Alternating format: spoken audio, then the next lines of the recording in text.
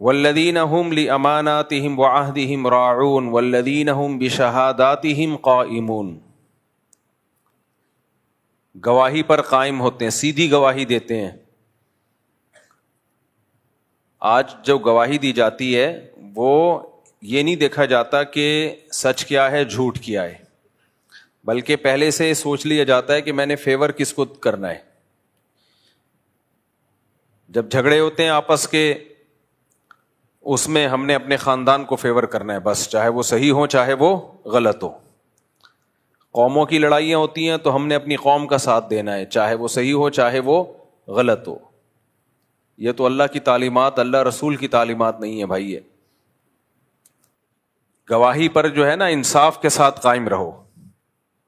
وَمَن يَكْتُمْهَا فَإِنَّهُ آثِمٌ قَلْبُهُ. جو گواہی کو چھپائے گا اس کا دل گنہگار ہے. دونوں کام حرام ہے، گواہی کا چھپانا بھی اور غلط گواہی دینا بھی. آپ کو معلوم ہے کہ صحیح بات کیا ہے لیکن آپ نہیں بتا رہے. دیکھو اس زمانے میں نا صحیح بات پہ قائم رہنا، صحیح بات لوگوں کو بتانا جس کو آپ ٹھیک سمجھتے ہو، بہت مشکل کام ہے. وجہ اس کی ہے کہ اس سے آپ پوری دنیا میں تنہا ہونا شروع ہو جاتے ہو. حضرت مولانا اشرف علی تھانوی رحمہ اللہ تعالیٰ نے ایک زبردست بات لکھی ہے. فرمایا کہ جو محققین لوگ ہیں نا، محقق جو ریسرچر ہوتے ہیں، اکثر زیر عتاب رہتے ہیں. زیر عتاب کا مطلب اکثر بیچارے قابل ملامت ہوتے ہیں، لوگ برا بلا کہہ رہے ہوتے ہیں. کیونکہ لوگ جو بات کر رہے ہوتے ہیں، اکثریت جو بات کر رہی ہوتی ہے، اس کے پیچھے ریسرچ نہیں ہوتی. اس کے پیچھے ہوتا ہے ماحول کیا کہہ رہا ہے، سیزن کیا چل رہا ہے. جیسے آم کھانے کا سیزن چلتا ہے تو سب تربوز کھا رہے ہوتے ہیں یا آم کھا رہے ہوتے ہیں؟ آم کھا رہے ہوتے ہیں نا. آئس کریم کا سیزن چل رہا ہے تو سوپ پی رہے ہوتے ہیں یا آئس کریم پی رہے ہوتے ہیں؟ آئس کریم کھا رہے ہوتے ہیں، آئس کریم کھاتے ہیں. اور سوپ کا سیزن چلتا ہے سردیوں میں تو اس میں سوپ پیتے ہیں یا آئس کریم کھاتے ہیں؟ سوپ پیتے ہیں. تو سیزن چلتا ہے. محرم ختم ہوگا، شادیوں کا سیزن دے دنادن شروع. اب لوگ کہتے ہیں پھر شادیوں کی باتیں شروع کر دی مفتی صاحب نے. محرم میں بھی شادی جائز ہے بھائی. تو لیکن سیزن چلنا شروع ہو جاتا ہے. رمضان کے بعد سیزن، سب دولہا بنے ہوئے ہیں، جو نہیں وہ بنے ہوتے وہ دوبارہ ان کا دل چاہتا ہے ہم دوبارہ بن جائیں. تو سیزن سے چلتی ہیں سب چیزیں. تو عوام کا حساب یہ ہے کہ وہ دیکھتے ہیں کہ ماحول کیا چل رہا ہے. جو بھی ریسرچر ہوتے ہیں نا حقیقی معنوں میں، وہ والے ریسرچر نہیں جو آج کل مارکیٹ میں محقق بن کے آئے ہوئے ہیں. یہ تو محقق کی ان کو تو ہوا بھی نہیں لگی ہے. تحقیق کسے کہتے ہیں؟ یہ تو پھینکتے رہتے ہیں بس لمبی لمبی. میں ان محققین کی حیثیت آپ کو بتاتا ہوں. ان کی حیثیت آج کل کے جو نام نہاد محققین چل رہے ہیں نا، مذہبی اسکالر جو پراپر وے میں عالم نہیں بنتے. آج کل ایک اور منجن چلنا شروع ہو گیا ہے کہ سنت مؤکدہ کچھ بھی نہیں ہوتا، یا تو فرض ہے یا نوافل ہیں. فرض پڑھنا ضروری ہے، باقی سب فمن تطوع خیرا فہو خیر لہ. قرآن کی آیت پڑھی جاتی ہے کہ جو اضافی جو بھی کچھ کرے گا وہ اس کے لیے بہتر ہے، یعنی نہ کرے تو ٹھیک ہے، کر لے تو اچھی بات ہے. تو اس کی بنیاد بنا کے کتنے لوگوں نے فجر کی سنتیں بھی چھوڑ دیں، ظہر کی سنتیں بھی چھوڑ دیں، مغرب عشاء کی سنتیں بھی چھوڑ دیں. تو یہ نام نہاد جو محققین آج کل آئے ہوئے ہیں نا، ان کی باتوں میں مت آیا کرو. ایک دو حدیثیں پڑھ لیتے ہیں اور ان کو کبھی بھی جواب دلائل سے مت دیا کرو. ان کو ہمیشہ جواب دیا کرو الزامی. الزامی جواب کا مطلب یہ ہوتا ہے، یہ اصول ہمیشہ کے لیے پلے باندھ لو. باطل کے پاس اتنی طاقت نہیں ہوتی کہ وہ دلیل سے بات کرے. وہ دلیل آپ کو دلیل اس لیے لگ رہی ہوتی ہے کہ آپ کا علم بہت کم ہوتا ہے. تو آپ اس کو دلیل دو گے، وہ پھر دلیل کا جواب دے گا، الجھا دے گا آپ کو.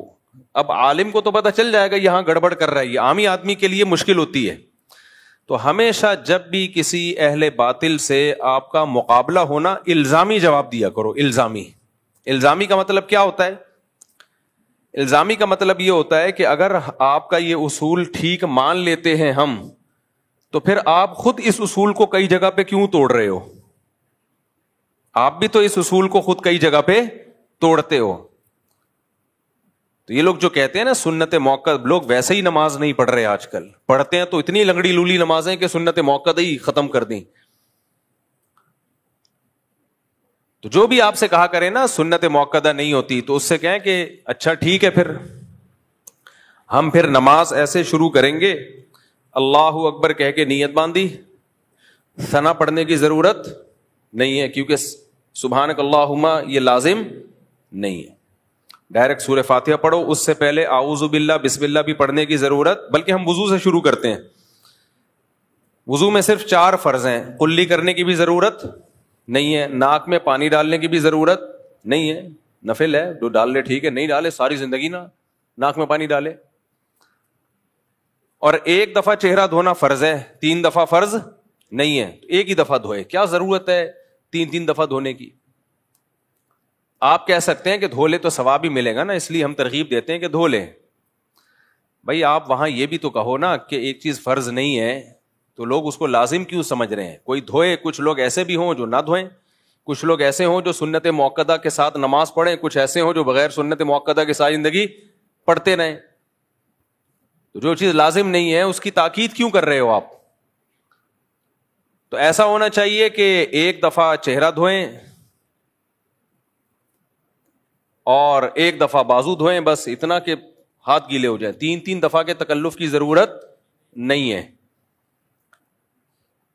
اور پھر جب نماز پڑھیں تو سورہ فاتحہ سے ڈائریکٹ شروع کر دیں، اعوذ باللہ بسم اللہ پڑھنے کی، ثنا پڑھنے کی ضرورت نہیں ہے. پھر جب رکوع میں جائیں تو بہت سے فقہا کے نزدیک رکوع کی تسبیحات لازمی نہیں ہے، سنت ہے، سنت موقدہ ہے، تو اس کی بھی ضرورت نہیں ہے. ٹھک سے رکوع کیا اور ایسے کر کے ٹھک سے کھڑے ہو گئے. کیا خیال ہے بھائی؟ کوئی ضروری تھوڑی ہے. آپ کسی بھی مفتی سے پوچھیں کہ کسی سے رکوع کی تسبیحات اگر رہ جائیں تو کیا نماز ہو جائے گی؟ وہ کہے گا ہاں ہو جائے گی، کیونکہ واجب نہیں ہے. اور اگر کسی کے نزدیک واجب ہے تو 3 دفعہ واجب نہیں ہے، 1 دفعہ واجب ہے، تو 3 دفعہ بالکل نہ پڑھیں، 1 دفعہ پڑھ لیں، اور ہمیشہ یہی معمول بنائیں. پھر سجدے میں جائیں تو 1 تسبیح پڑھ لیں اور وہ بھی نہ پڑھیں تو بھی کوئی ضروری نہیں ہے. اس طریقے سے 4 رکعتیں پڑھیں، اور آخری رکعت میں اتحیات کے بعد درود شریف پڑھنا لازم نہیں ہے، کسی کے نزدیک بھی واجب نہیں ہے، سنت ہے، تو وہ بھی نہ پڑھیں. ہمیشہ اتحیات کے بعد سلام پھر لیں. اور ہاتھ باندھنے کی بھی ضرورت نہیں ہے، ویسے ہاتھ کھول کے نماز پڑھ لیں. تو جب شریعت کے ہر حکم میں، یہ تو صرف ایک حکم ہے نا، افطار روزہ جب آپ رکھتے ہیں تو افطار میں جلدی کرنا کیا واجب ہے؟ اگر کوئی جلدی افطار نہیں کرے گا تو کسی سے سنا گناہ گار ہوگا. میری طرف توجہ، کوئی گناہ نہیں ہے بھائی، بہتر ہے جلدی کر لیں افطار، تو نہ کریں، 1 گھنٹے بعد افطار کر لیا کریں. تو یہ پورا دین جو ہے نا ہمارا، یہ ڈھانچہ رہ جائے گا، کھوکھلا ہو جائے گا بالکل. فقہائے کرام نے دین کو بہت اچھی طرح سمجھا ہے، بہت ڈیپ میں گئے ہیں. انہوں نے کہا کہ بھائی دیر آر 2 ٹائپس آف سنت. سنت کی کتنی قسمیں ہیں؟ 2. ہم نے جب نبی کی سیرت میں غور کیا تو پتا چلا کہ کچھ سنتیں ایسی ہوتی ہیں جن کی تاکید نہیں ہے، وہ چھوڑ دیں ساری زندگی، کوئی مسئلہ نہیں ہے. لیکن کچھ سنتیں ایسی ہیں جن کی تاکید ہے، اور تاکید کی وجہ سے ان کو کیا کہا گیا؟ سنت مؤکدہ. وہ کبھی کبھار چھوٹ جائیں تو ٹھیک ہے، بلا وجہ چھوڑنا وہ ٹھیک نہیں ہے. جو چھوڑنے کا معمول بنا لے گا تو غالب گمانے کے وہ گنہگار ہوگا، اور اس کو یہ کام کرنے نہیں دیا جائے گا، قابل ملامت ہوگا، برا بلا کہا جائے گا اس کو. لہذا اگر کوئی نماز شروع کرتا ہے، نہ سبحانک اللہم پڑھتا ہے، نہ اعوذ باللہ بسم اللہ پڑھتا ہے، نہ رکوع کی تسبیحات پڑھتا ہے، نماز تو ہو گئی بھائی، فرض ہے، اللہ نے فرض کی، جو فرائض تھے وہ پورے کر لیے. قضا اب اس کی قضا لازم نہیں ہے، فرض ادا ہو گیا. کیا اس پر ہم یہ آیت پڑھ لیں گے فمن تطوع خیرا فہو خیر لہ؟ جو اضافی کرنا چاہے ثنا بھی پڑھ لے اور درود شریف بھی پڑھ لے وہ بہتر ہے، نہ پڑھے تو کوئی حرج نہیں. نہ نماز کیا کہلائے گی؟ ناقص. تو جیسے نماز کے اندر 2 طرح کی سنتیں ہیں، کچھ سنت مؤکدہ اور غیر مؤکدہ، اسی طرح نماز کے باہر کی بھی کچھ سنتیں ہیں، کچھ سنت مؤکدہ اور کچھ سنتیں غیر مؤکدہ. نبی نے کبھی بھی فجر کی نماز سے پہلے 2 سنتیں ضائع نہیں کی ہیں اور یہ نماز میں شامل ہیں, فرائض کی تکمیلات کے لیے. اس کی سب سے بڑی دلیل یہ ہے کہ ہمیں کچھ سنتیں ایسی ملتی ہیں جو فرائض کے توابع میں سے نہیں ہیں, فرائض کے تابع نہیں ہیں. جیسے اشراق کی نماز, کسی نے فجر نہ بھی پڑھی ہو تو اشراق پڑھے گا, ہو جائے گی. عشاء نہ بھی پڑھی ہو تہجد پڑھے گا, تہجد کہلائے گی وہ. لیکن فجر کی 2 سنتیں جب ہی سنت کہلائیں گی جب 2 فرض بھی ہو اس کے ساتھ, کیونکہ وہ ہیں ہی فرض کی وجہ سے ہیں, وہ فرض نہ ہوتی تو وہ بھی نہ ہوتی. ظہر کی سے پہلے کی 4 سنتیں ان کی انڈیویجولی کوئی حیثیت نہیں ہے, وہ جب ہی ہیں جب ظہر کے 4 فرض آپ نے پڑھنے ہیں. اسی طرح ظہر کے بعد کی 2 سنتیں جب ہی ہیں جب ظہر کے 4 فرض پڑھنے ہیں. کوئی اکیلے 2 سنتیں پڑھ کے چلا جائے تو اس کی کوئی حیثیت, وہ عام نوافل ہوں گے وہ. تو یہ جو سنتیں ہیں جن کی نبی صلی اللہ علیہ وسلم نے ہمیشگی کی ہے, جب بھی فجر پڑھی آپ نے فجر کے ساتھ پہلے 2 سنتیں پڑھی ہیں, اس میں جب بھی آپ نے ظہر پڑھی اس سے پہلے آپ نے 4 پڑھی ہیں اور اس کے بعد بھی آپ نے 2 پڑھی ہیں. اس پہ صحیح حدیث موجود ہیں. تو اس لیے فقہائے کرام نے ان میں بھی تفریق کی ہے, ایک سنت مؤکدہ اور ایک سنت غیر مؤکدہ. تو اب آپ نے ایک فتویٰ جاری کر دیا کہ فرائض پڑھ لو بس کافی ہے, اس کے ساتھ سنت کی کوئی ضرورت نہیں ہے. تو یہ اس کی دلیل ہے کہ آپ کو سنت مؤکدہ اور غیر مؤکدہ کا فرق معلوم نہیں ہے. اور میں آسان مثال دیتا ہوں, بہت سے علماء کے نزدیک قربانی واجب نہیں ہے, لیکن وہ کہتے ہیں سنت مؤکدہ ہے, یعنی چھوڑنا ٹھیک نہیں ہے صاحب استطاعت پر, کیونکہ اتنی اس پہ وعید ہے. آپ نے انکار کر دیا, سنت مؤکدہ کوئی چیز ہی نہیں ہے, تو جب انکار کر دیا تو وہ تو بہت سارے دین کے حکام غائب ہو جائیں گے.